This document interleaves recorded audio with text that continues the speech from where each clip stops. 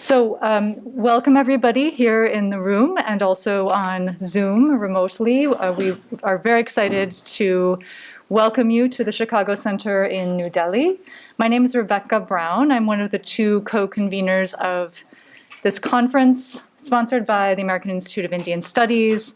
And my co-convener, Sumati Ramaswamy, and I want to welcome everyone to this final keynote event of the conference. It's been a really amazing set of papers, set of conversations, shared food, and intellectual engagement throughout the entire 2 days. So this is a fitting capstone to that experience. All right, so it is my great honor to introduce Professor Kavita Singh, whom I've known for many years and who has been just an inspiration to me in my own work and my students' work. And I think all of us have drawn on her work in various ways over the years. So it's just such a joy to have her with us. She is professor and she has also been served as dean, but is not currently dean, thankfully, at the School of the Arts and Aesthetics of Jawaharlal Nehru University, where she teaches courses in the history of Indian painting, particularly the Mughal and Rajput schools, and the history and politics of museums. Professor Singh has published on secularism and religiosity, fraught national identities, and the memorialization of difficult histories as they relate to museums in South Asia and beyond. She's also published essays and monographs on aspects of Mughal and Rajput painting, particularly on style as a signifying system. She's been a fellow at the Clark Institute in Williamstown, Massachusetts, at the Kunsthistorisches Institute in Florence, and she's had research awards from the Getty, the Asia Society, and from the Victoria and Albert Museum. In 2018, she was awarded the Infosys Prize in Humanities and was elected to the American Academy of Arts and Sciences in 2020.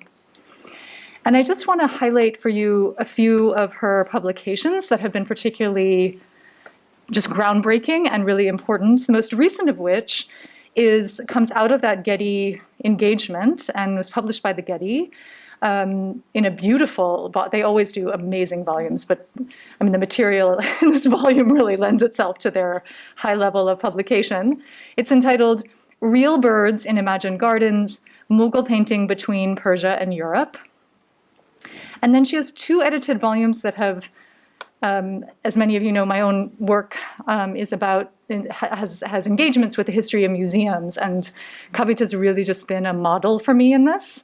And so the two edited volumes that she's worked on in the past few years, one is from 2019. They both have amazing titles, of course. Museum Storage and Meaning, Tales from the Crypt, which she co-authored with Mirjam Brusius. And No Touching, No Spitting, No Praying, The Museum in South Asia, which she co-edited with Saloni Mathur. Both really, really groundbreaking volumes and very helpful collections of excellent essays. So I'm really just thrilled that she agreed to be our keynote for this conference. And she's here to present research that she's been working on very assiduously over the past several years. And it directly relates to the American Institute's own collections, and I'll let her speak to that. The title is Book of Gold, The Golden Ramcharitmanas of Kashi, at Court, in the Archive, and in the Market. So with that, I welcome Kavita. Thank you. Thank you so much for that overly generous introduction. And thank you so very, very much for this opportunity to speak here today. I must say, when I received that email last January from you, Rebecca, asking on behalf of Sumati and yourself whether I would like to deliver the keynote address at a conference that was marking the 60th year of the American Institute of Indian Studies, and in celebration of Frederick Asher's work and life, I was absolutely incredulous. I was like, what have I done to be the person that they are asking of this? This is an honor, and it's a heavy responsibility. Why me? And yet, as Rebecca said very warmly in her letter, you and Rick enjoyed many years of conversation and collaboration. And that's true. But whom would it not be true of among art historians working in India? Because besides Rick's brilliant and broad-ranging academic work, his scholarly work, there was within him such a keen wish to see Indian art history flourishing in India. He wanted it to grow here and not just in the universities and great centers in his own country. And so he was very keenly aware of the way in which universities in the States drew in some of the brightest scholars, and when they went abroad to study, they usually never came back. And so the field in India did not develop the way it should.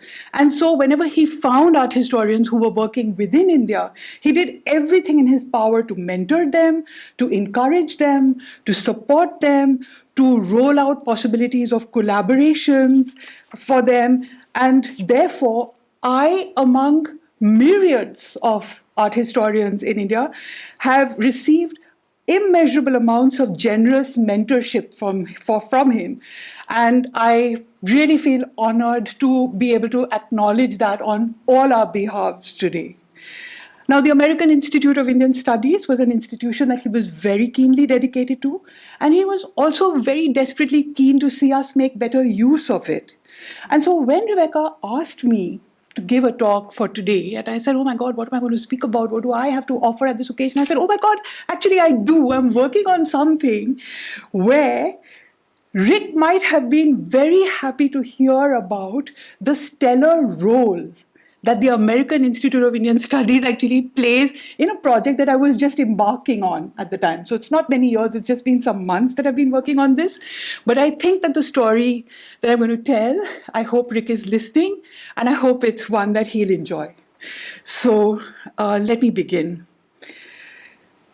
Have you seen this? My collector friend asked, holding his iPhone out to me. And so I squinted at the small screen and I saw a very busy painting.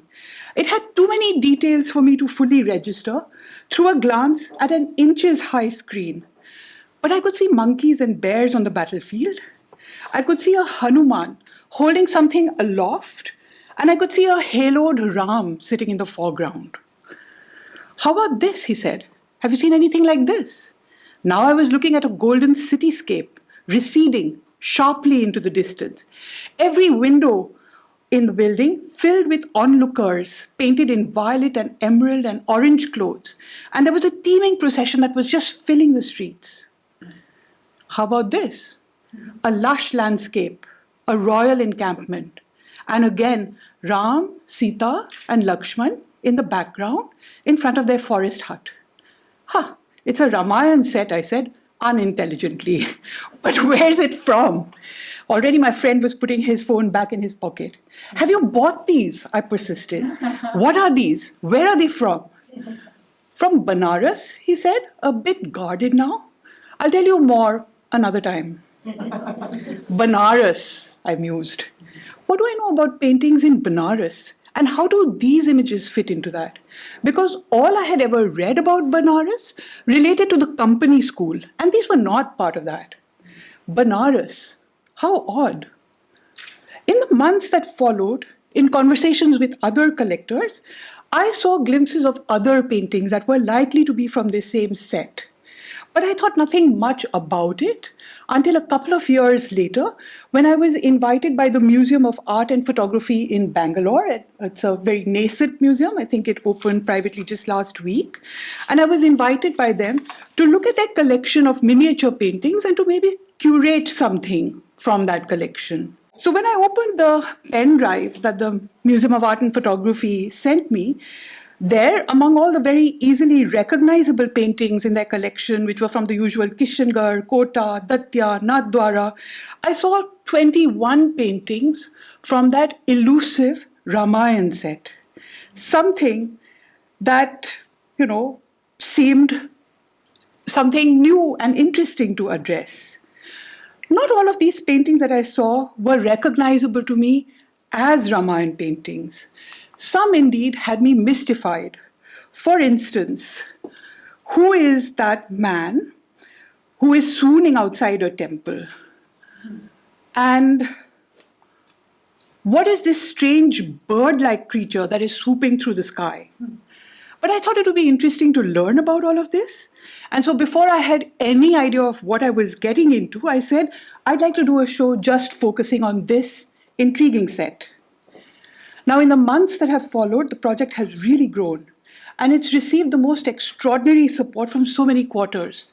For one thing, the Museum of Art and Photography has acquired more paintings. It received gifts from 2 collectors.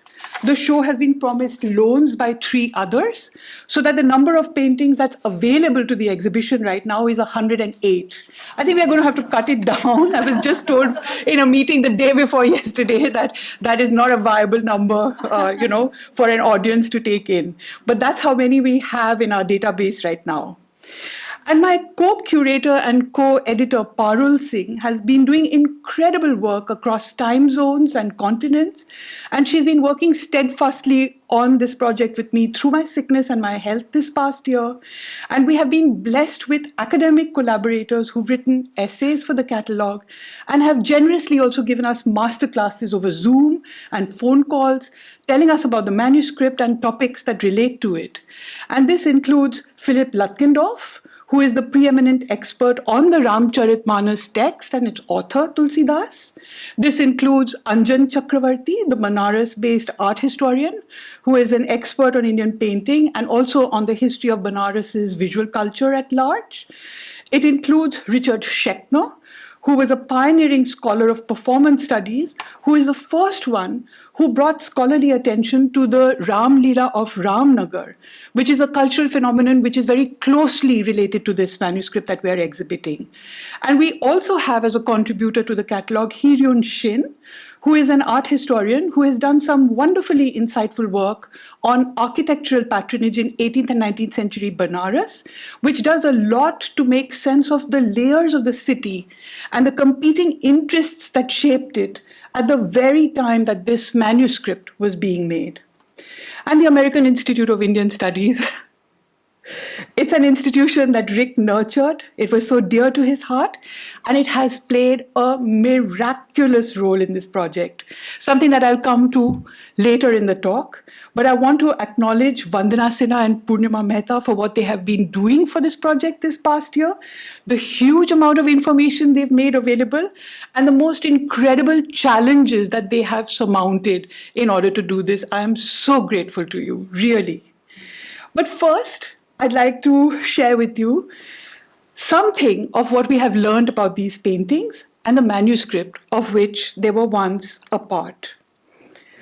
So the illustrations that were trickling into the art market were pages from one of the most ambitious illustrated manuscripts to be produced in North India, I believe, at the cusp of the 18th and 19th century, at a time when the miniature painting and manuscript illustration traditions are generally held by scholars to have actually breathed their last.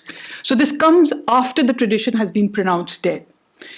This manuscript was indeed produced at Banaras under royal patronage, and it was spoken of locally as the Kanchan Chitra Ramayan or the Golden Picture Ramayan because of the lavish use of gold that was applied not just liberally in the paintings that you see here, but in the border decoration of every page and even in the rulings between the lines of texts. And this use of precious pigments and materials is only one indication that this was a project for which no expense was being spared.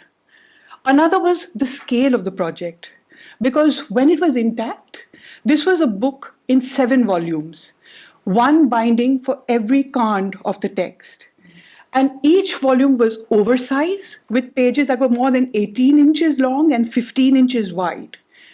And every page of text was faced with a full page illustration so that at every opening, the readers had laid before their eyes a richly ornamented page of text on the left and its visualization on the right. And perhaps you get a small sense of this, what it might have felt like to leaf through this book just through these 3 little slides that I've just shown you. There were paintings also on the opening text page of every volume and also on the final colophon pages of every volume. And so this means that there were 548 paintings in the complete set, in addition to the rich ornamentation that we've already seen on every text page, as well as numerous floral fly leaves that also existed in every volume. So, when and under what circumstances was this ambitious project undertaken? The colophon of the Balkand, the first volume, tells us that the project was initiated on Ram Navami of 1853 Samvat or 1796 of the Common Era, and it was completed on Vijay Dashmi of 1808 of the Common Era. So both of these are dates that are chosen to be auspicious in the life cycle of Ram. One is the date of his birth and the other is the date of his vanquishing of Ravan. And subsequent volumes have their own colophons, which tell us that they were completed at various dates between 1810 and 1814. And so it would seem, if we can trust these dates, that from start to finish, the project would have taken 18 years, and it probably involved several teams of artists working simultaneously rather than sequentially on these volumes, because the scale of the work is so big, that 18 years would still require a lot of hands working on it. Now, manuscript projects such as this one force us to rethink the timelines of Indian art history, which would have us believe that the traditional structures of patronage had died out by the 19th century and that company school painting was the only game in town at this time. In fact, if we just look back at the past decade or so, exhibitions and books of recent years have already disabused us of that idea. They have already shown us how vibrant and how inventive painting and manuscript illustration traditions were in India well into the 19th century, with courts continuing to support paintings, workshops, commissioning books, in continuation of very well-established traditions of piety, legitimation, and connoisseurship. And artists were continuing to rise to the challenge, and they were producing brilliant and innovative work, not just repetitive pale copies of what had gone before, but profoundly original and exciting new works. The amazing paintings from Jodhpur that Deborah Diamond showed us in Garden and Cosmos, the continuing work of the Delhi artists that Yutika Sharma shows us in Princes and Painters in Mughal Delhi, the great manuscripts of Krishnayar Vodeyar's reign that Dr. Goswami brought to our notice through his recent book, The Great Mysore Bhagwat, or even paintings that we have known for a long time and loved, like the beautiful and madcap works that were made for Rao Ram Singh, the second of Kota. They're all from the 19th century. And they force us to reassess the way we talk about this period.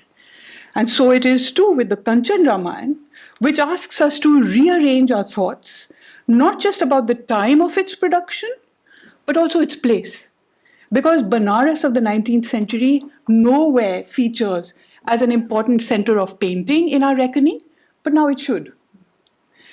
To return to the colophons of our manuscript, the patron, each colophon tells us, was Udit Narayan Bhoop or Udit Narayan the king.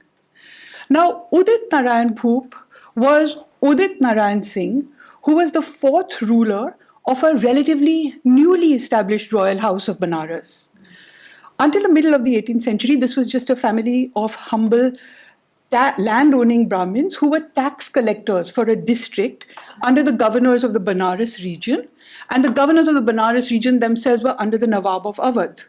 But by the middle of the 18th century, some members of this family were able to maneuver their way into the Zamindari of Banaras, and they even got the title of Raja of Banaras from the Nawab.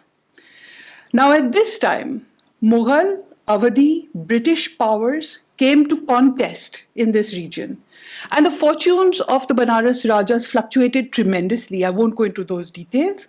But by 1795, a Pax Britannica had been established in the region, and it brought stability just as Udit Narayan Singh came to the throne. But this stability came at the cost of almost all of his power. He was denied by the East India Company the right to maintain any troops. He couldn't build any fortifications. He wasn't allowed to have a mint of his own to strike coins. He wasn't even allowed to perform judicial functions. And so, given this limitation of their power in these more commonly political realms, the Rajas of Banaras seem to have focused on other arenas in which they could exercise their autonomy. And this increasingly meant aspects of religious life in which the British were not so keen to interfere, and in the areas that we now think of as culture. So, cultivating intellectuals at court, including Sanskrit and Bhasha and Persian poets. And here, in fact, in this drawing from the Bharat Kala Bhavan, we're seeing Udit Narayan's successor sitting and listening to one such Vidwan, who was a greatly prized ornament of the court. Some of the Banaras Rajas composed poetry themselves, and many Rajas of this dynasty gained a reputation as being learned upholders of tradition. And how important these priorities were, I think we understand when we notice that Udit Narayan initiated this Golden Ramayan project within a year of his coming to the throne. He sits on the Gaddi in 1795 and the book begins in 1796. And the Banaras Rajas also embarked on more publicly visible projects like architecture, which included the building of towering temples, vast water tanks, extensive gardens, pleasure palaces. They reshaped and extended the physical landscape of Banaras. And they also made themselves publicly visible by sponsoring and expanding public rituals and festivals and observances. And by these means, the Rajas of Banaras asserted their kingly presence most forcefully in the public sphere. Now, the Isht Dev of this royal family was Shiva. And the Rajas were projected as incarnations of Shiva. Even now, when the Raja goes on procession, he is greeted with cries of Har Har Mahadev. And this should have accorded very well with their authority over Banaras, because that is, after all, the city of Shiva. And yet, for much of their public projections, the Banaras Rajas seem very purposefully to have been wishing to turn to the figure of Ram to expand their public presence. Their own citadel on the eastern bank of the Ganga, across the river from the more famous temples and ghats, was named Ramnagar. And it is here that the rulers invited learned Ramayanis, expounders of the Ram story. Here they commissioned many illustrated and unillustrated manuscripts of revered older texts dedicated to Ram, and they asked intellectuals at court to write new commentaries on them. And it is here that they sponsored festivals and performances that were devoted to the figure of Ram. The Banaras Rajas were not alone in turning towards the figure of Ram in the 18th century. For centuries, Rajput and other Hindu mansabdars who had allied with the Mughals had adapted to a Mughalized culture that had become their marker of prestige and rank. But from the middle of the 18th century, as Mughal imperial power weakened, many former Hindu feudatories began to assert greater autonomy, and they looked for alternative frameworks of legitimation. And the figure of Ram offered a model of a just and righteous Hindu kingship, a divine king who ruled over a very hierarchical but a very harmonious social order.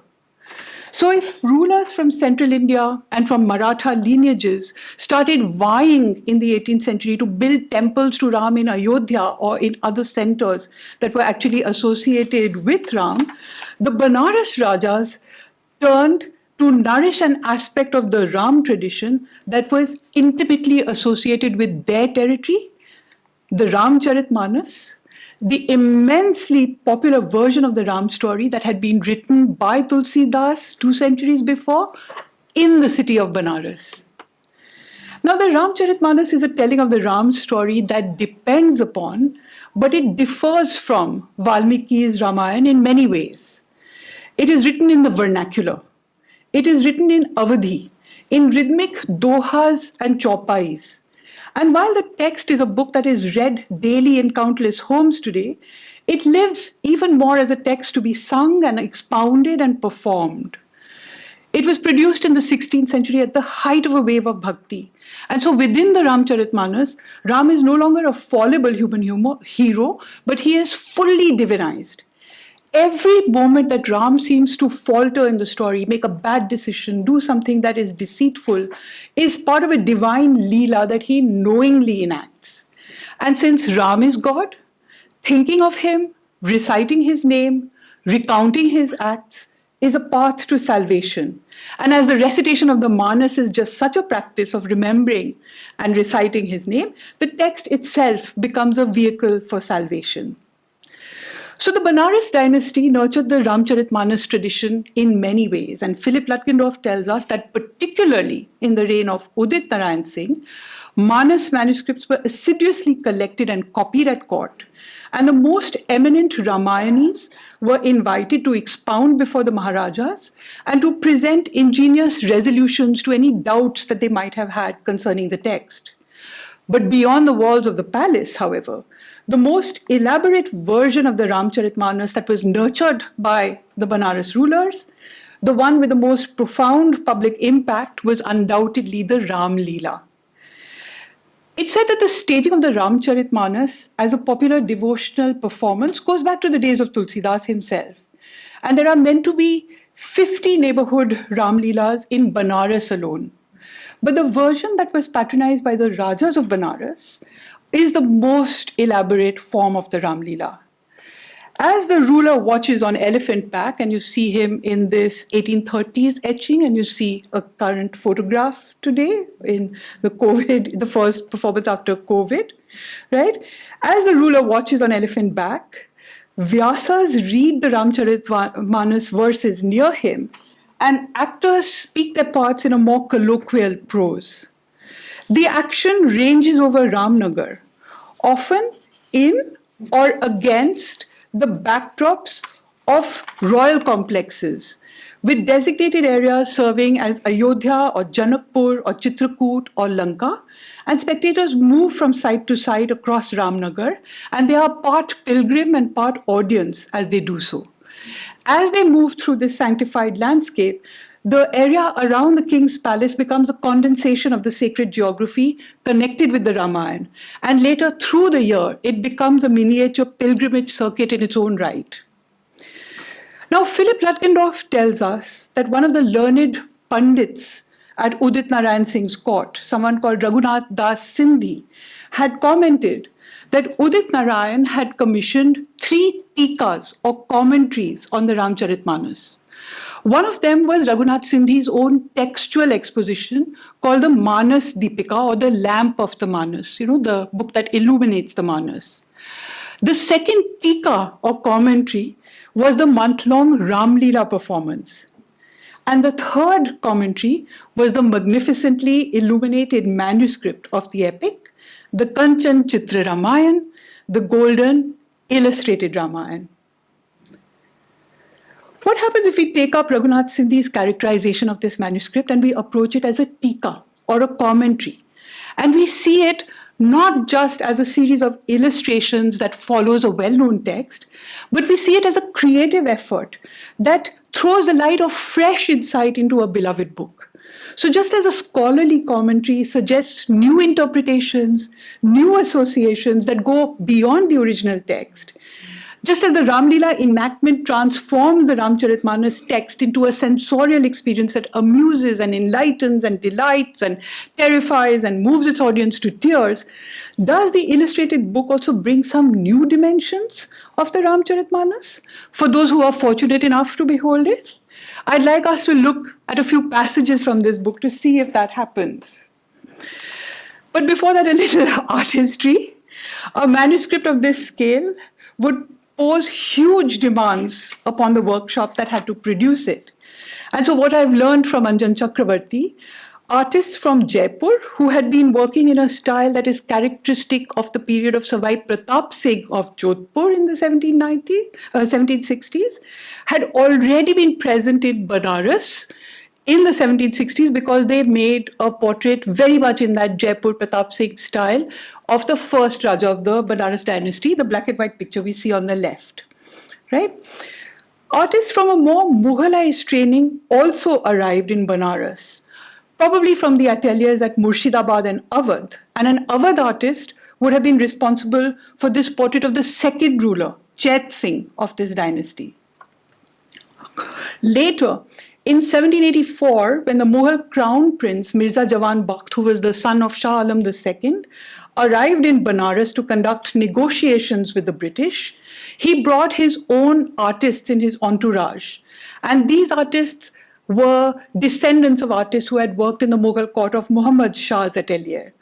So these artists also joined the Banaras court when their Mughal patron unexpectedly died in Banaras. And we see a portrait of Raja Balwant Singh, the first Raja of Banaras, made by one of these Mughal artists in the 1780s, well after Balwant Singh has died. And I'm guessing that this is one of probably a set of genealogical portraits that were made by these Mughal artists for the Banaras court at the time. So we've already seen that there were probably artists from Jaipur, from Delhi, from Awadh, present in Banaras, very likely, when this project was taken up. But the atelier surely had to bring more hands on deck to complete this mammoth project. And the stylistic variety that obtains in this manuscript, I think, can be glimpsed from this slide, where I have tried to just bring together details of the portrayal of Ram in paintings that are in the exhibition. And you can see how the characterization of Ram, the way he is drawn, changes so very much from hand to hand. Among the prominent hands one can see in this manuscript, we do see the persistence of the presence of artists from that Jaipur style in Sawai Pratap Singh's period. But we also see a lot of pages that are made by artists who were working in Jaipur in the first half of the 19th century and who favored these kinds of vast receding architectural vistas. As well as this second Jaipur style, we see a number of provincial Mughal styles. So there is a page that I've seen like this, which seems to be the work of a very sophisticated artist from Murshidabad. And this page that you've already seen seems to be related to Murshidabad artists who worked in a more folkish style and who might later contribute to what we know as the Impe Ramayan or Razamnama. There also seem to be two kinds of artists from Awadh, in addition to the first early ones that I showed you. One set of artists who might be responsible for works like these, which have these closely observed ethnographic types. You're seeing the musicians and the dancers outside the court. And the kind of ethnographic observation and the volumetric depiction of the clothes makes me think that these artists are going to later go to Patna and become the Patna school. And there is another group of artists who also come from Awadh, but who seem to be associated with that lyrical strand of landscape and terrace scenes of Faizabad, with which we associate names like Faizullah and Fakirullah and so on. And then there must be artists who came from Delhi, more artists who came from Delhi, because you have paintings like this. And you can see that even there, the borders of these pages are more in the blue and gold thing that you would see more in Islamic manuscripts. And I feel that these artists who worked here for some decades in Banaras later probably made their way to Alwar, because works of this type get produced for the Alwar collection in the 1830s, right? So now these artists whom I'm showing you are actually the better ones, but they're joined by many others whose style is less easy to locate, who are also often less sophisticated. But a mere glimpse at the range of hands that is involved in this project does suggest to us that for the sake of this project, Banaras had become a site of convergence, where artists from all over North India were brought together to work on this huge book. And though we can discern distinct styles from page to page, we can also very well imagine artists interacting, influencing each other, learning from each other, the more sophisticated ones training the less sophisticated ones, taking them on as apprentices. And later, when this big project is done, it seems to be that many artists who worked on this project then dispersed, and they carried some of the impulses from their Banaras years wherever they went later on. Now, we do not know how such a vast project was managed, who controlled the ateliers, who interacted with the artists, and who guided their work. But the fact that the Banaras court had become a center for many intellectuals who were deeply engaged with the Ramcharitmanas text, who wrote commentaries on it, who gave oral expositions on it at length, makes it likely that the manuscript was the result of an intense interaction between these literary and theological figures on the one hand and the artists on the other. Because without that, it's very hard to imagine how the artist would have risen to the challenge of such a dense and extensive illustrative cycle. Because firstly, there is the challenge of devising an illustration program without having a readily available template to follow, because I know of very few attempts to make elaborate Ramcharitmanas painting sets before this. Secondly, the decision to have a page of text facing a painted page gives the visual an unprecedented role in the overall experience of the book. And it also gives an unprecedented density to the narration. So the artists have to conceive of an illustration for every 4 or 5 verses of the text. And when many times not much is actually happening in these verses in terms of action from one page to the next. Even more challenging are the times when there are many long sequences of pages that are dedicated not to any narrative at all, but to the discussion of abstruse philosophical concepts. So how is the artist supposed to render these into paintings? So I'd like to show you a few examples of what the artist does. When Vishwamitra brings Ram and Lakshman to Janakpur for the Sita Swayamvar, there is a delightful series of paintings that show the young brothers exploring this beautiful city. But as they discover the city also discovers them. The people of Janakpur are dazzled by the beauty and the noble bearing of these boys. Girls press against the latticed house windows, gazing with infatuation at Ram's handsome form. He has bested 1 billion calms. There's nobody as beautiful as Ram. In the next page, the boys visit the arena where the competition to lift the bow is going to take place the next day. And the artist translates the space and the spectacle that is described in the text in this painting. So he shows the big ground and how gilded platforms have been set up to seat the attended kings, and how beautiful the mansion is, and how the upper stories of the mansion are set aside for the women to look on the spectacle that is planned for the next day. In the next page, we are told that the next morning the boys rise, they bathe, they take their guru's leave to go to Janak's garden to fetch flowers for puja. And the text mentions that Sita has come to the same garden and she bathes in the pool before going to the temple. Now there's nothing in the text that suggests that Ram sees Sita bathing. But the painter inserts a trope taken from Awadhi courtly painting of a zenana splashing in a pool while there's this little voyeuristic frisson where the boys are watching undetected. A companion then sees Ram and Lakshman and she carries the news of the arrival of these peerless boys to Sita. She says, 2 princes have come to the park, handsome youths, one dark, one fair. But how can one describe them? Speech lacks eyes and the eyes are speechless. Sita comes to see them and she drinks in the vision of Ram, and she is reluctant to lose sight of him even for the instant that it would take her to blink.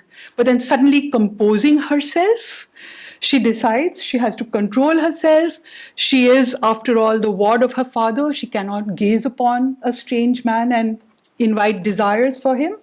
And so she turns instead to the temple where she prays to the goddess. This is a detail that you can see of Sita at the temple. She prays to the goddess and asks for a boon of her husband the next day, a husband who will be just like Ram, whom she has just seen.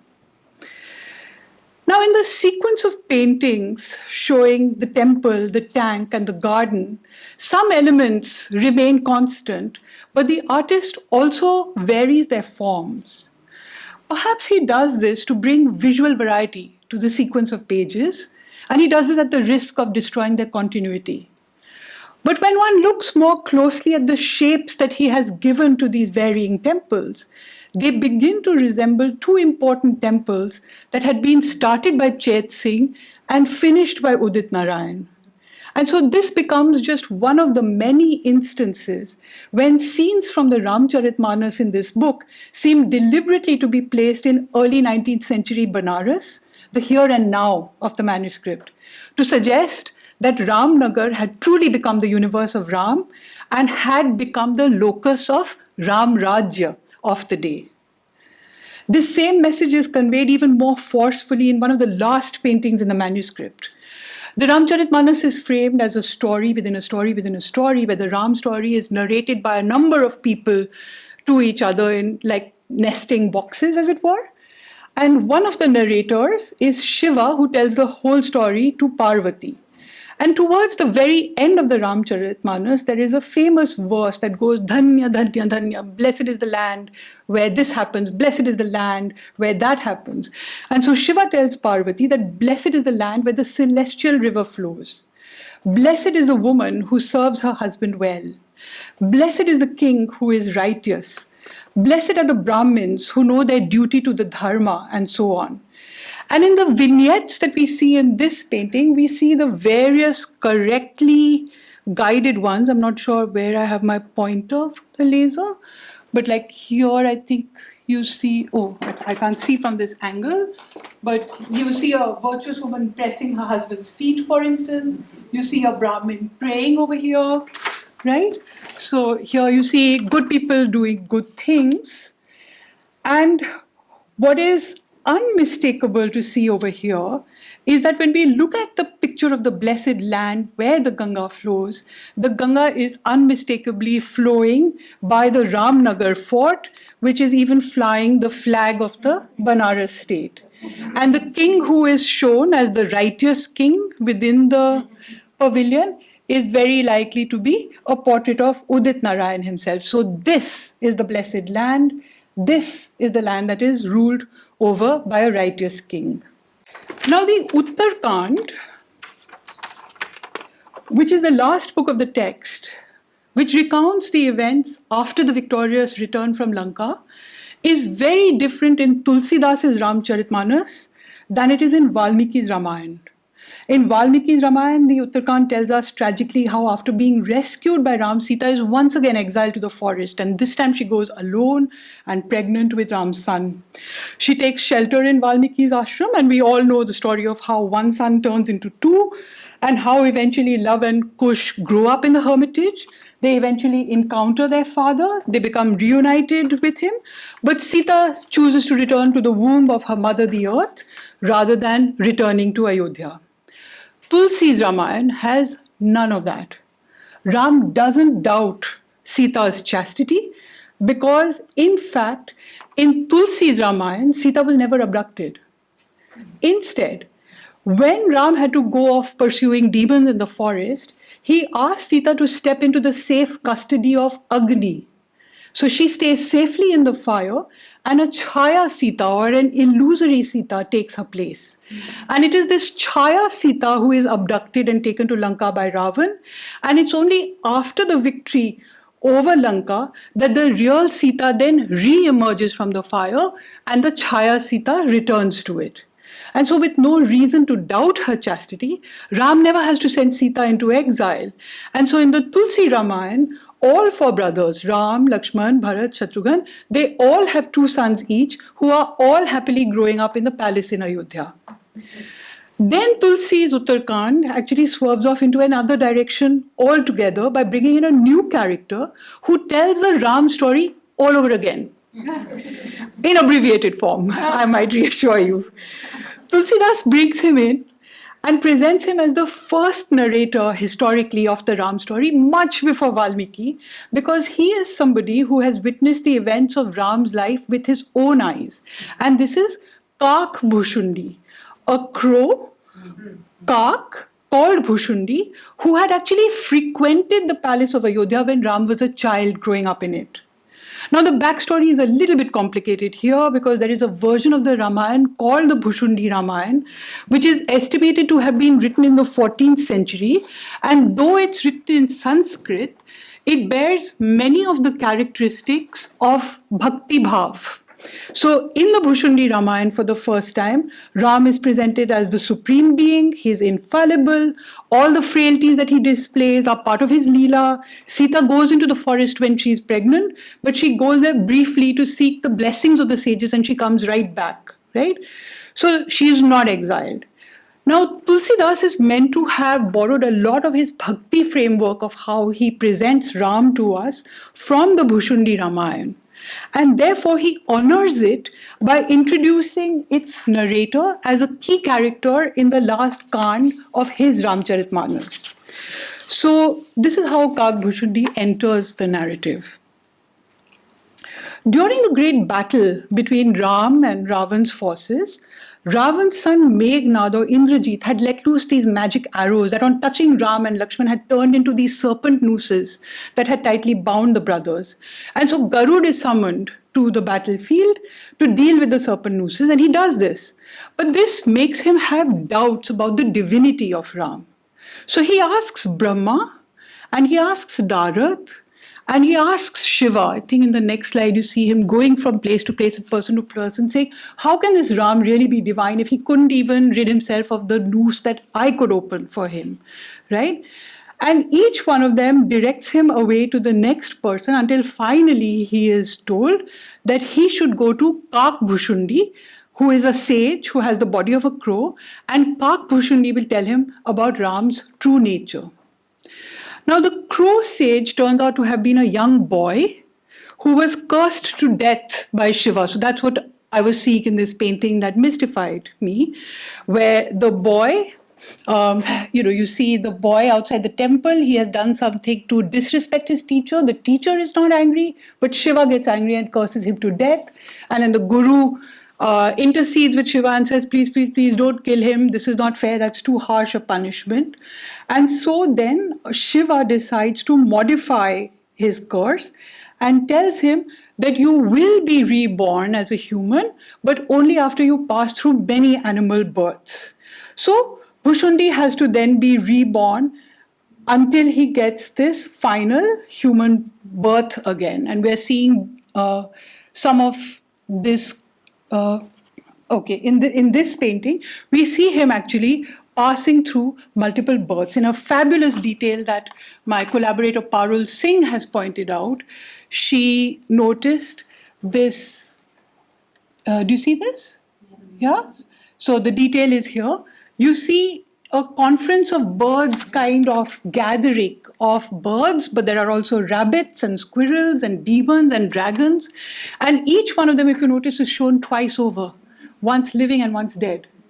So Bhushundi is passing into this body and out of it. And then finally, after the sequence of births is completed, he is reborn as a Brahmin boy. He has another chance to learn wisdom. And he again screws it up, where he again angers another rishi who curses him with the body of a crow.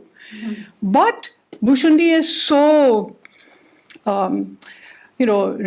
penitent that while the rishi can't change the curse and give him his human body back, he decides to bestow Ram Bhakti on him. And so you see the rishi passing a cloth over his head and Kak's head and whispers the secret mantra of Ram Bhakti to him. And that's how Bhushundi then takes his blessings and goes off and lives in the wilderness and becomes this great sage in his own right. And he becomes the person to whom Garud is directed to get a proper understanding of Ram's true nature. And this is where Bhushundi begins a very long sermon to Garud. So Bhushundi tries to explain the nature of Maya to Garud. And he says that what you saw on the battlefield was Maya, and Maya is your own delusion, just as everything appears yellow to the man who has jaundice, so that the man who has jaundice believes that the moon is the sun. Just as those who are rowing in a boat believe that they are stationary, right, and the bank is moving, and just as children who spin round and round till they are dizzy, when they stop and they see the houses and trees still whirling around them, we too are deceived by Maya and we believe our imperfect perceptions to be the truth. Now, there are many paintings that follow this painting that illustrate Bhushundi's long discourse, but I'm going to test your patience by showing only one more from this sequence.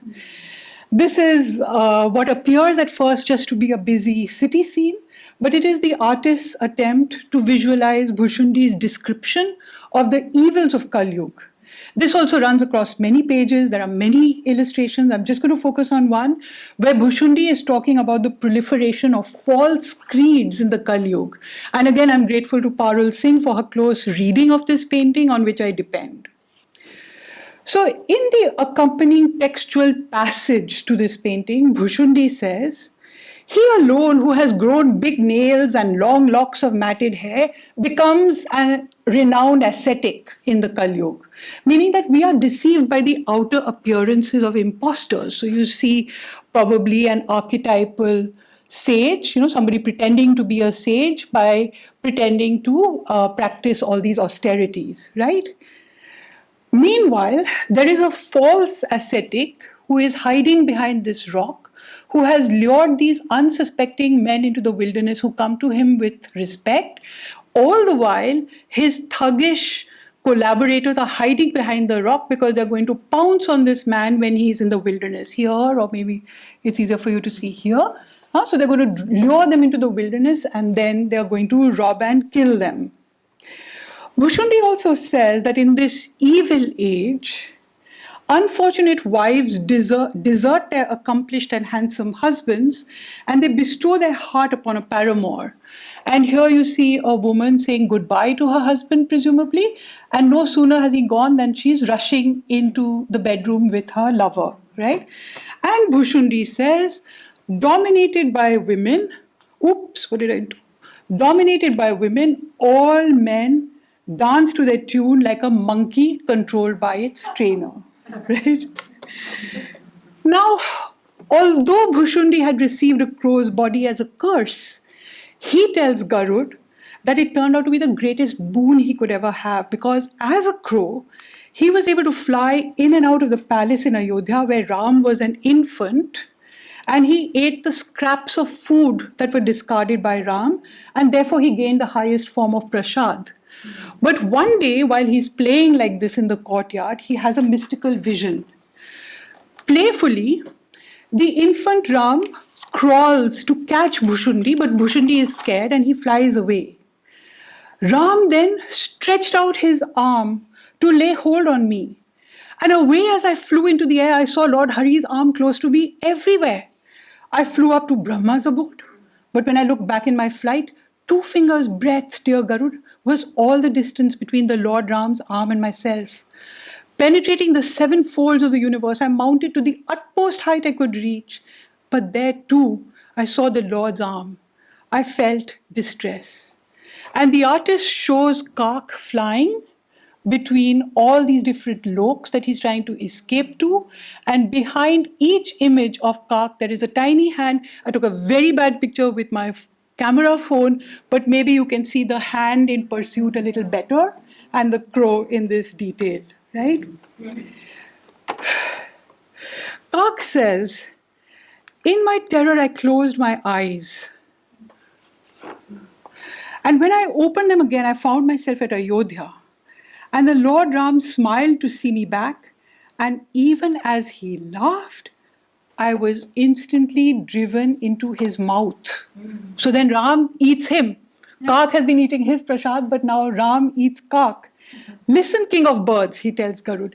"Inside his belly, I beheld multitudinous universes with many strange spheres, each more wonderful than the rest, with myriads of Brahmas and Shivas and countless stars and suns and moons and numberless Lokpals and Yamas and Kals, innumerable mountains and globes, oceans, rivers, lakes, forests without end, kinnaras, 4 classes of living beings, moving and motionless. And in all these universes, I saw myself in every universe. Each universe had its own Ayodhya." And then in the next painting of this series, seeing my distress, the gracious hero of the Raghuvansh line laughed, and the moment he laughed, I came out of his mouth. And Lord Ram again began the same childish pranks with me. I've offered only the merest glimpses of some of the narrative richness of this manuscript today. I haven't even begun to dwell on some of the more visually beautiful pages, like this one, which is a vision of the palace at Lanka, or the charming and elaborate sequence of the Sita Swayamvar and the wedding that follows, which has exquisitely detailed and very sumptuous paintings, some of which are by Awadh artists, some of them are by Jaipur ones, or the Lanka Kand paintings, which I think are mostly by Delhi artists. But even as I assembled these pictures for this PowerPoint, there was a painful detail that repeatedly caught my eye. And this was the edge of the page, showing the marks of a manuscript that has been unbound, its pages disassembled, a book turned into a series of paintings, disassociated from each other, and finding themselves reframed in unexpected ways. So the sentimental in me is hurt by this photograph of a manuscript that was produced in piety in celebration of a great and a greatly beloved text, being dispersed like this and turned into home decor. But what of the hundreds of years that the manuscript was intact but was not seen? Which is better?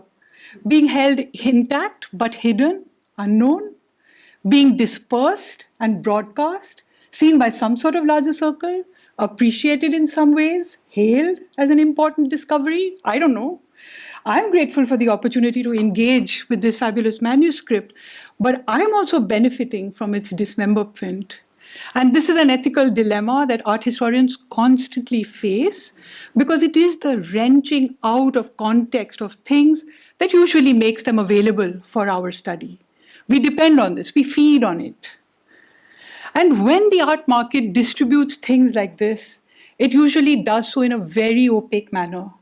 We've all struggled with the hundreds and the thousands of books that have been unbound, the sets of paintings that have been taken apart, pages that once lived together, get scattered across continents, and then the virtual reassembly of what once was whole becomes the art historian's project. And it really would have been an unnecessary project were the art market more transparent, were it more responsible in the way it functions. But it isn't. And for reasons best known to themselves, those who are circulating these pages in the market have sold the colophon pages, but they have tried to hide crucial things that the colophon pages say. The name of Udit Narayan is constantly, consistently effaced from the colophons. The seals of Udit Narayan, which were on either side of the colophon text, have also been effaced. These were seals that read Narayan Singh Bahadur Raja Udit. They have all been erased. But how do we know that they have been erased? And how are we able to read the text beneath the erasure? Because quite incredibly, and perhaps uniquely, the American Institute of Indian Studies made a complete documentation of this manuscript in the 1970s. At the time, Richard Schechner, yes, clap for them. And clap for their custodianship of this for so long, and clap for what they're doing with it now. So it was Richard Schechner who was studying the Ram Leela at Ramnagar. He was spending extended periods of time at the American Institute of Indian Studies, which was in Ramnagar at the time.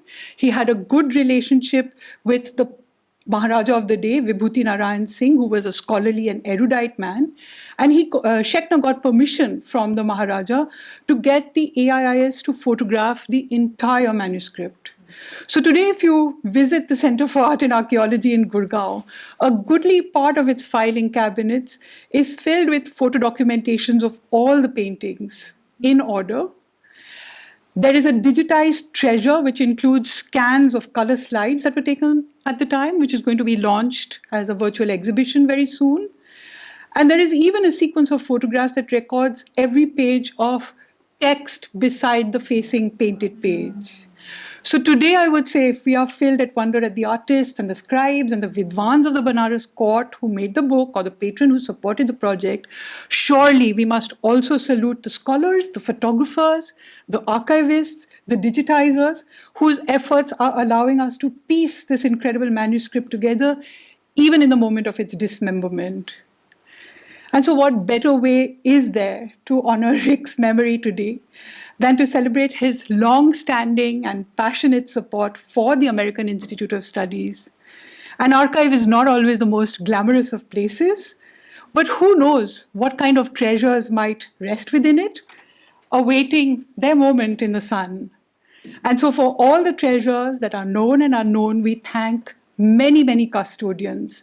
But today, most particularly, let us remember the AIIS, which celebrates its 60th anniversary, and let us also celebrate our dear and most wonderful Rick. Thank you very much.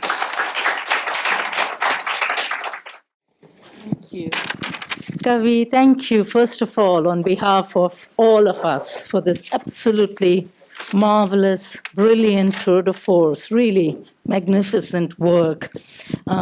Just fantastic at so many levels, right? The sleuthing that has gone on, the eye for the detail, the team you have assembled, because that also, you have done that.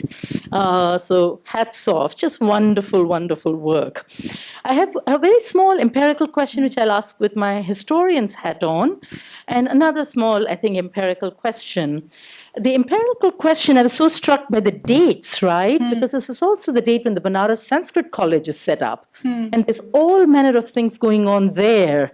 And I wondered if the Sanskrit Pandits and the British were, of course, big patrons of, they founded it, but of course the Raja was also, donated money. So I wondered if in all of the ways in which, you located all these various Banarsi connections of the college had anything to do with it at all, if there were Pandits there who were being consulted by the Awadhi writers. So that was an empirical question. The second question is, what is it about the whole object that would lead us to think that the text preceded the image?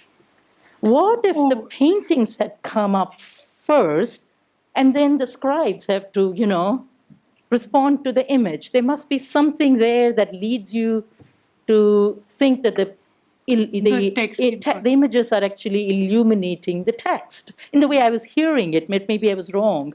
Maybe they were doing it simultaneously. And if that was the case in your analysis too, then you'd have to bring the scribes into the conversation. Yes. You were so careful about identifying the various artists, right, where they may have come from. And I, of course, as a historian, I'm also interested in the people who are writing the text, the scribes, right? Where might they be coming from? Do you see the same hand? For instance, of course, in the way you were able to identify, the last closing slide, the Persian script has come in. Yeah, so that's a seal actually. The seal, yeah. The Persian script was a seal. Seal, exactly. I naively thought that whoever's effacing this is trying to efface any Islamicate material. But later I realized they're just effacing the patron's name. Yeah.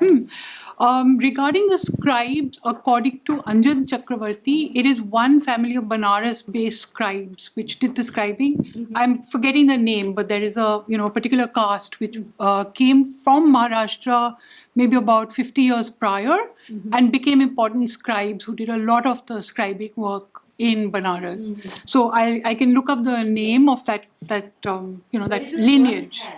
Yeah, I mean it's schooled. It's one school of hands, right?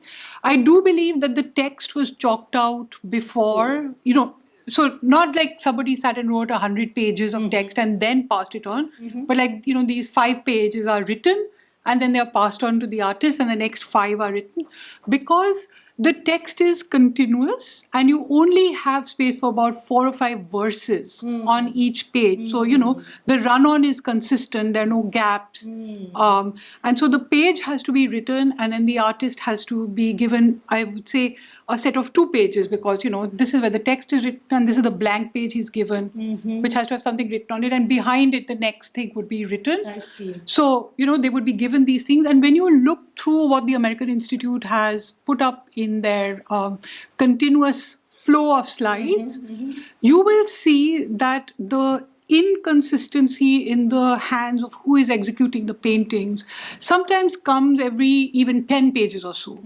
So if you're looking at the Lanka Khan, you'll see 10 pages in the Delhi hand and then you'll see 10 pages in the Awadh hand. So it's like these have been scribed, this bunch is given to you. Now we scribe these, this bunch is given to you, right? So I think that the scribal formation is the thing that is going consistently step by step. And then the paintings can actually even be produced a little bit out of order as long as you have somebody telling them, that it is this text that it has to go with, right? About the Hindu college, I have to confess I should read Vasudha Dalmia more carefully. The Banaras Sanskrit College. Sorry, I need to. Yeah, I think I need to read a little bit more about that. I do know that Bhartendu Harish Chandra was brought in to write the spoken script of the Ram Leela speech. So in Udit Narayan's time, apparently it was a dumb mime and it was only mimed by the actors, whereas the Avadhi script was being read out by the Vyasas. Whereas in the next generation, a spoken script in the colloquial was produced with local literary intelligentsia, but including Bhartendu Harish Chandra, who did that. But I don't know about the Sanskrit College. I'll need to go back and look at that. Thank you for that. Yeah, the reason I thought about it is sort of a fantastic discussion of Valmiki versus Tulsidas, right? And if the Sanskrit College was became this interpretation of Sanskrit words, so there was something going on there. It's just the material I've read so far on this, it's all been like, what Latgendorf talks about the Vidwans at the court. I haven't read anything about that, but I will read it. Thank you. Yes.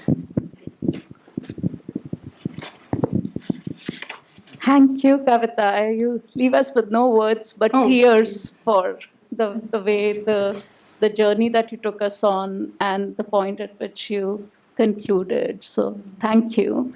I was very taken by many folios, but when you were at the Balkhanda folio 97 and you were talking about that encounter between Ram and Sita, you said that you have this description about Sita drinks in the vision of Ram. Yeah. And you have that entire structure of the page as to how you're entering into the temple. You have the river behind. You talk to us how Ramnagar as the locus of Ram Rajya comes alive. So one was, I wonder if you can elaborate a little bit those, what you talked over there seemed to be like, in some ways that you also have the locus of what this manuscript is doing in terms of vision and visualizing and immersing you, and what is this rasa of Ram and Sita that is coming out, like what is the Ramcharitmanas? It also reminded me very much of the Prem Kahanis of Chandayan and the way Aditya Behel wrote about how that aesthetic immersion between the Islamic hit and the Sanskrit came together within this love story, and what kind of a divine constitution is taking place over there. And especially with the kind of painted styles, when you're trying to think about the question of interpretation and response and reimagining and reinterpretation. So that was another echo that I thought, and I'm sure you're thinking of it, so I would love to hear more. Yeah, no, these are very astute questions, Deepti, and thank you very much. These both need to be folded in to the discussion. And so the first thing is about Ramnagar. So what is actually happening is that the rulers, for whatever reason, do not make their citadel on the, the west bank of the river, which is already the dense, urban, sacred space. And they choose to make their citadel on the east bank of the river, which is actually a cursed place. So there is a curse upon that bank where it says that a person who dies on the Kashi side is assured a place in heaven. The person who dies on the other side is going to be born a donkey. And there is apparently one day of the year when that curse is lifted. So there's a big mela over there, right? So this is actually a cursed space that the Rajas come from, but the Rajas come from further east, and for some strategic reasons to control a certain roadway or something, they decide to build their citadel in this accursed place. So now in this accursed place, which is facing a blessed place, they have to bring something that will bring blessings upon it, right? They cannot compete with the Shivaness of Kashi. And so they bring the Ramness over here. And what you have a great deal of is that there's a spread of a kind of urban there's an urbanization that takes place here where the land gets tamed. This is actually apparently meant to be largely an artisanal neighborhood with a lot of Muslim artisans living there primarily. And they impose this series of very grand quasi-public projects, because where there is a temple, there is also a huge tank, and there are also gardens which are open to the public on certain days, but which become private gardens where there are pleasure pavilions of the kings. So there is a kind of a Mughalized charbagh architecture spreading in this area, which is also linked to temples. So you will have the access of the charbagh leading to the pleasure palace. There'll be a wall. That wall is punctured at a particular gateway, and outside that gateway there is a temple tank and a temple. So both of them share the charbagh on different festival days, right? So there is this overlay of a complicated kind of architectural bricolage, where you have different forms of prestigious architecture being laid in this place, which is being tamed and which is being completely altered.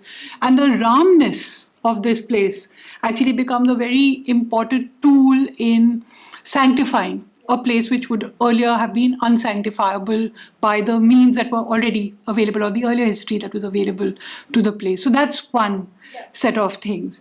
About Aditya Behel, you're absolutely right. There is a layer in Tulsidas and the way in which he frames the story of Ram and Sita, which has the underlayer of your Sufi love epics, where every character or every patra actually stands for a characteristic, or a principle. And that is a layer that is part of the Ramcharitmanas as well, and it needs to be mentioned, and we will. Yeah. No, that's because you're bringing in both the question of the land management and territoriality and the kind of the deeper aesthetics and divination that is kind of being brought to the fore. And thus the intellectual capital and the territorial capital that these new rajas need. Can I just ask, Mohita, can I sneak in? I just had a question about, I love this idea of the images as commentary that you raised at the beginning. And I saw you drawing out the line about the localization, right, of the localization and temporalization, right? It's 19th century Ramnagar that we're looking at in these paintings. And that was beautiful. But it occurred to me that the explanation that you gave for why we have all these artists from these different places makes total sort of logistical sense. But I wanted to ask you if you had thought about it in terms of a kind of cosmopolitan argument, where you patronize this huge manuscript. Yes, on one hand, you have to have all these artists, but on the other hand, it also means that you're bringing together all of these different courts, right, and histories and lineages of style into one manuscript. It's kind of claiming, it just struck me that this was maybe also another kind of statement that was being made with these. So I just wanted to throw that out there, see if you thought about that. And no, I haven't, but thank you. That's fabulous thought. I had not thought of it like that. So it's also like a collecting, right? Right, yeah. It's sort of almost like we're the center of northern India right now. And we can command all of these different artists. Yes. So you show yourself as this great patron, as this connector of cultures, and especially in the face of what they're dealing with the British, who are trying to do that themselves, right? Politically, that they're doing that artistically just seems so powerful to me in this. Yes, that's a fabulous insight. Thank you so much. Thank you. Okay. Thank you for that amazing lecture. I mean, it was really a feast for the senses. I had a very simple question that is about the way the text is laid out, because, quite famously, of course, Tulsi's text is a Doha form, but it seems like, the text is running continuously. And I wonder if, because at least in Islamic manuscripts, the sort of catchword or something. Yeah, the catchword, or even, the fact that there's a rhyming couplet, it's kind of visually emphasized. So I was curious if there's any way where the Doha form is like made visually apparent, or that's just not something that enters into the discussion. So if I remember right, you even have words breaking across the page. Right? So you have one letter of a word and the next two letters are on the next page. So what you're talking about preserving the integrity of the text, that ain't happening here. That's fascinating. There's, the beauty comes from the regularity of the letters. They're very, very regular, but the integrity of the word is not necessary. It's also because it's an Avadi and not in Sanskrit. Possibly. So then, yeah. But that's how manuscripts even without images, that's how, They run. are all breaking at this time. Yeah. Okay. Yeah. You don't squish to finish the word. Even in Sanskrit. Interesting. Thank you for that. Oh, there we go.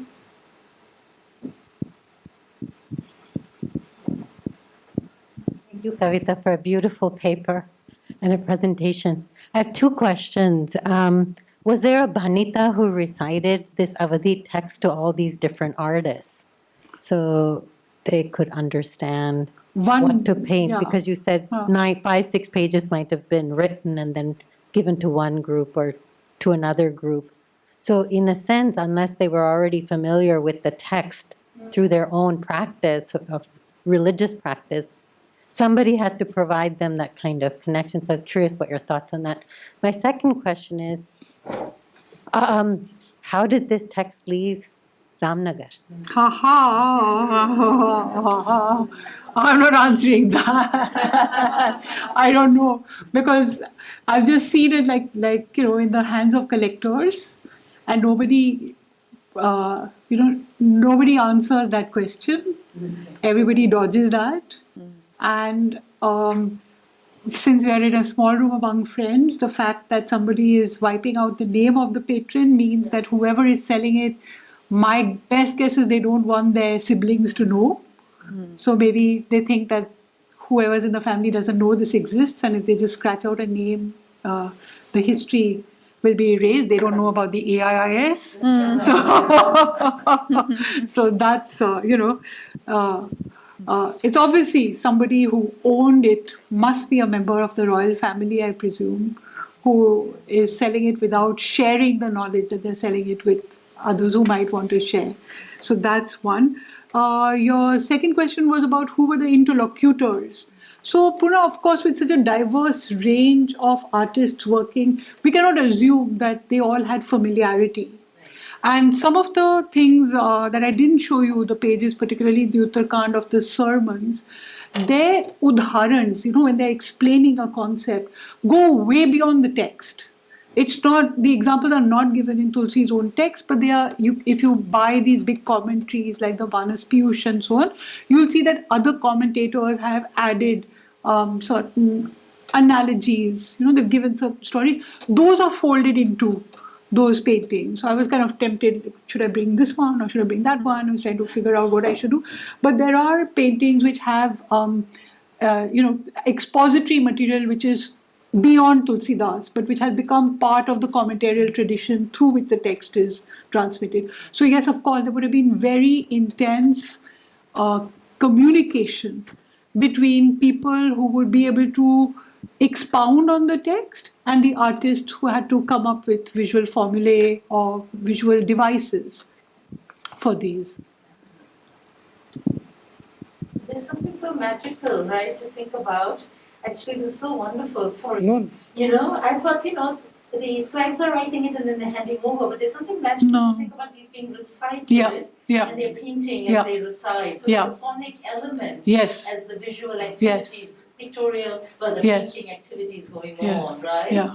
So the atelier is a space where that's happening too.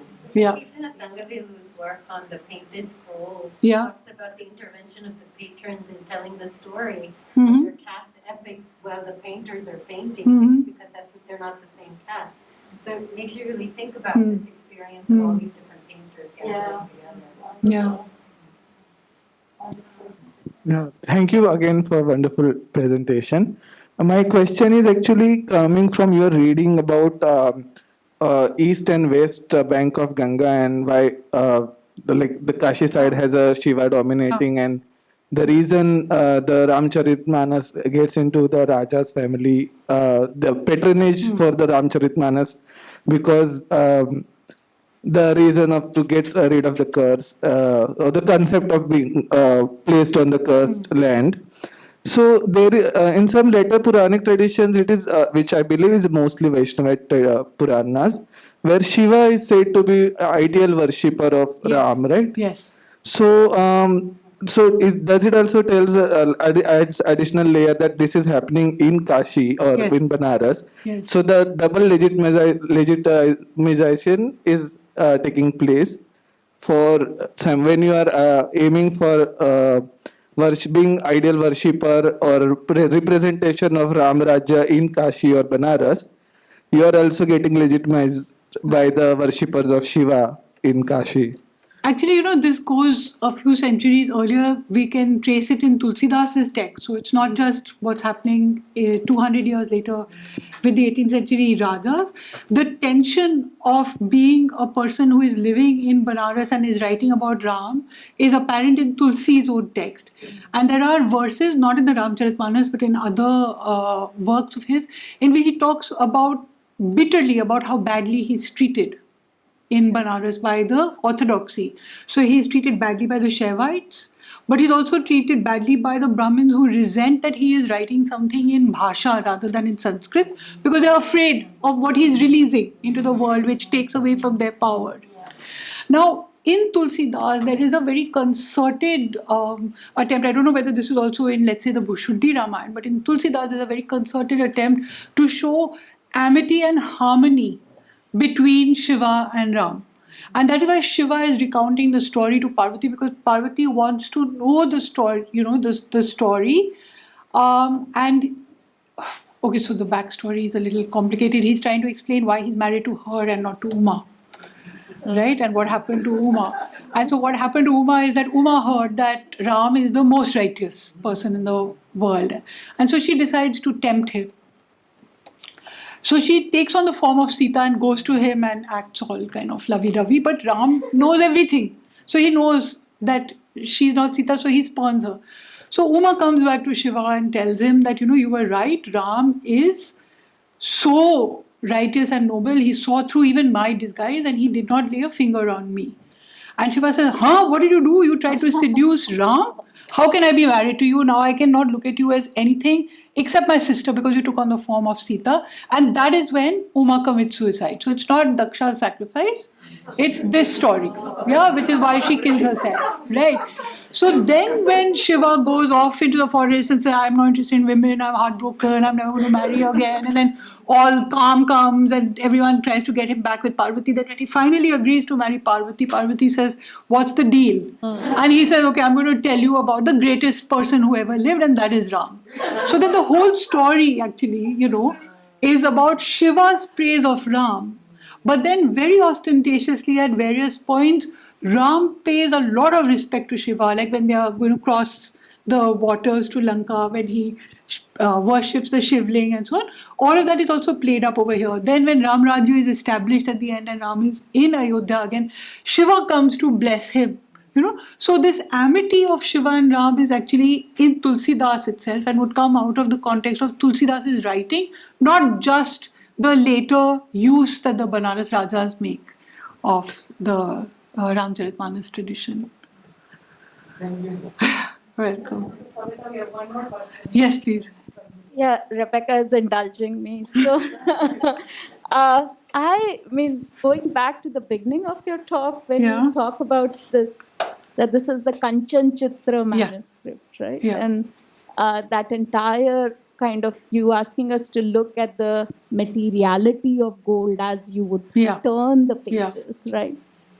So if we, if we can think a little bit more about that, or how do we place that? Of course, it's like giving it that value, not leaving any expense, bringing in this material, bringing in this value to place value through the book. If we start thinking comparatively in this time period, what is Kanchan Chitra a certain kind of a genre? Can we place it in a certain kind of a genre of gold books, gold manuscripts, or think about it comparatively at this time in this kind of investment in a Kanchan Chitra? I was wondering if you want to? I have not thought about about that, Dipti, but it would be interesting to look at those things that I was placing as its contemporaries Yeah. and to see. My guess is probably some of the Mysore manuscripts would have a similar texture. I'm not sure about the others. You know, in the 1790s, you have that fantastic Ramcharitmanas series, which is incomplete in Jodhpur. Yeah. And that's the only like really ambitious Ramcharitmanas illustration series that I think of prior to that.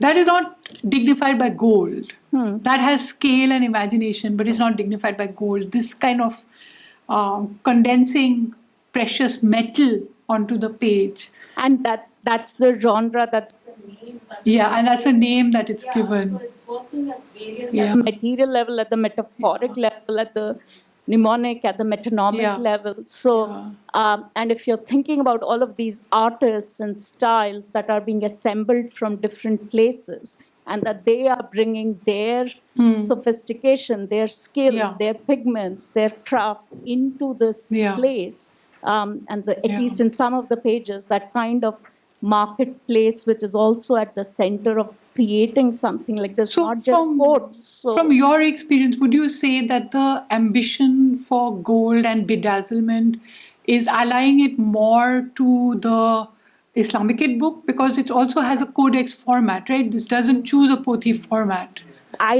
that is what it seems to me like, in terms of its size, in the modes in which it's moving. That's what it seems to me. And I think, like, I've been thinking a lot about the use of silver and how that really expands in the 19th century, with regards to the airport, and that hasn't been seen as in terms of like, what is that materiality of silver doing? Of course, there it's with the city and the lake and the water. So I feel like there's a way in which one can think about this Kanchan Chitra in terms of... No, thank you for that, Where would the gold have been coming from?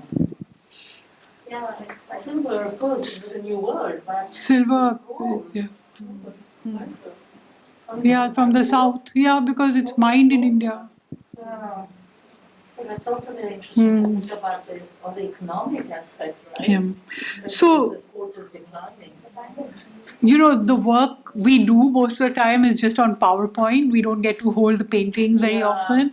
But so a collector I met a few weeks ago was showing me, and he said that the thickness, the density of the gold in the first book is much greater, and it thins down. You start seeing economies, and he says the margins become a little bigger and the painted surface becomes a little smaller. So you can see that they are running out of steam, or they're feeling the need to economize, or the British are squeezing them, something. So, Well, thank you so much, Kavita. This has been absolutely incredible for all of us. Thank you.